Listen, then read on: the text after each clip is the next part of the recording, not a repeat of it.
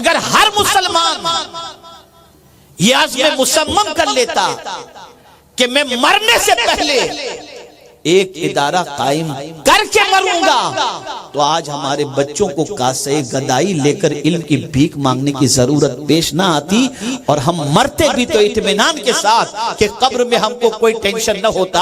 آج جن بچوں کے لیے ہم بنگلے چھوڑ کر کے مر رہے ہیں، وہ بچے سال میں ایک بار قبرستان جا کر کے فاتحہ بھی پڑھتے ہیں کہ نہیں پڑھتے نہیں معلوم، اور بہت سارے ظالم بچے ایسے ہوتے ہیں جنہیں نماز جنازہ کی دعا بھی نہیں آتی، پوری دنیا دعا کر رہی ہوتی ہے، اور یہ کھڑے ہوتے موگے کی طرح۔ قرآن خوانی جب ہوتی ہے تو تسبیح لے کر بیٹھے ہوتے، قرآن پڑھنا بھی نہیں آتا، اور باپ نے ساری زندگی اس بچے کے عیش کے لیے اور عیش قدے کی تعمیر کے لیے اپنے سرمایہ کو خرچ کر دیا۔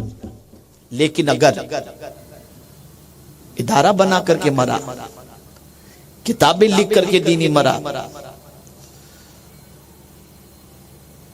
تو اب سچویشن کیا ہوگی؟ وہ قبر میں لیٹا ہے، اب قبر میں آرام بھی کر رہا ہے۔ جتنے لوگ قرآن پڑھ رہے ہیں، جتنے اس کے علم سے فائدہ اٹھا رہے ہیں، مثال کے طور پر حضرت ہیں،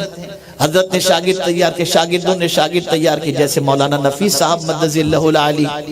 جو آپ کے یہاں کے ہیں الحمدللہ، انہوں نے حضرت کے شاگرد کے پاس علم حاصل کیا۔ اب یہ یہاں کتنا علم بانٹ رہے ہو، کتنے سالوں سے بانٹ رہے ہیں، آپ جانتے ہیں انہوں نے بچوں کو پڑھایا، بچیوں کو پڑھایا۔ اب جتنے بچے فائدہ اٹھا کر دوسروں کو پڑھائیں گے، انہیں بھی ثواب، ان کے استاد کو بھی ثواب، حضرت کو بھی ثواب، حضرت کے استادوں کو ثواب، اور ساتھ ہی ساتھ اس ادارے کے لیے جنہوں نے اپنا مال لگایا ہے انہیں بھی اللہ تعالیٰ ثواب عطا فرمائے گا، سب کو ثواب۔ مرنے سے پہلے علمی کام کر کے مرو۔ جب یہ مزاج ختم ہوا تو آج ہمارے یہاں سب سے زیادہ جہالت نظر آ رہی ہے، اور میں تو اکثر کہا کرتا ہوں کہ جب نکاح کے وقت قاضی کی حیثیت سے میں جب پہنچتا ہوں نکاح پڑھانے کے لیے، تو دولہے کو پہلا کلمہ بھی یاد نہیں ہوتا۔ افسوس کے ساتھ مجھے یہ کہنا پڑ رہا ہے، اور ہماری قوم کے بہت سارے مسلمان ایسے ہیں جنہیں اعوذ اور بسم اللہ بھی صحیح طور پر، تعوذ اور تسمیہ بھی صحیح طور پر پڑھنا نہیں آتا ہوگا۔ تو پہلا کام تو حضور صلی اللہ علیہ وسلم نے علم کا فرمایا،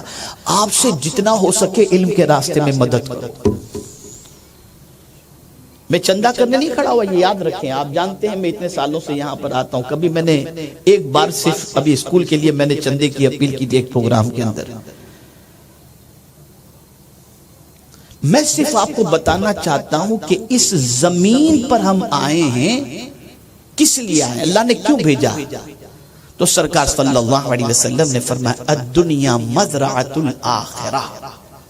یہ آخرت کی کھیتی ہے۔ ہم سارا آرام زمین کے اوپر چاہ رہے ہیں، قید خانے میں آرام چاہ رہے ہیں، حقیقت میں آرام قبر کا تلاش کرو، آخرت کا تلاش کرو۔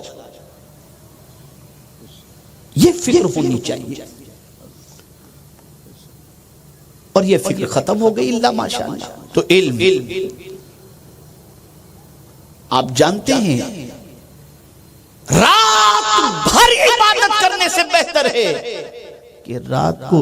علم حاصل کر کے، اگر علم کی ایک بات بھی کوئی رات کو سیکھ کر کے سوتا ہے، پوری رات عبادت کرنے سے وہ بہتر ہے۔ آج ہماری قوم سے کہا جائے علم حاصل، واٹس ایپ سے علم حاصل کرتے ہیں۔ حضرت نے فرمایا نا، وہ احادیث کے بارے میں حضرت امام احمد ابن حنبل کا واقعہ حضرت نے بیان فرمایا کہ خطیب گڑھی ہوئی حدیث بیان کرا تو امام احمد ابن حنبل موجود تھے، ان سے اب واٹس ایپ پہ کیا آتا ہے، فارورڈ کرو تو اتنا تم کو ثواب ملے گا۔ لگے ہیں، عورتیں بھی لگی ہیں، مرد بھی لگے، فارورڈ کرنے ہی میں لگے، کچھ جانتے وانتے نہیں، بس جو آیا بھیج دیا گیا۔ صحیح علم علماء سے آپ سیکھ سکتے ہیں، اور ان کی باتوں کو سن کر ان کو آگے بڑھاؤ، اس کا ثواب تمہیں اللہ عطا فرمائے گا۔ تو علم کا کام کرو، علم کے سلسلے میں پیش رفت کرو، اللہ تعالیٰ اس بندے کے لیے جنت کا راستہ آسان کر دیتا ہے جو بندہ علم کے راستے پر چلتا ہے، جنت کا راستہ آسان کر دیتا ہے۔ سب راستے پر چل رہے ہو، کبھی علم کے راستے پر چل کر تو دیکھو، بہت سارے ہیں قرآن پڑھنا نہیں آتا لیکن شوق بھی نہیں، نکلو باہر، سیکھو قرآن مقدس، مسائل سیکھو، روزے کے مسائل سیکھو، حج کے مسائل سیکھو، زکوٰۃ کے مسائل سیکھو۔ اب تو آن لائن سلسلہ چل رہا ہے تو ہم نے آن لائن بھی شروع کر دیا کہ چلو 15 دن کا کورس آن لائن پڑھو، گھر بیٹھے بیٹھے سیکھو، لیکن پھر بھی شوق نہیں، لگے ہیں واٹس ایپ کے اندر اس کے اندر۔ خیر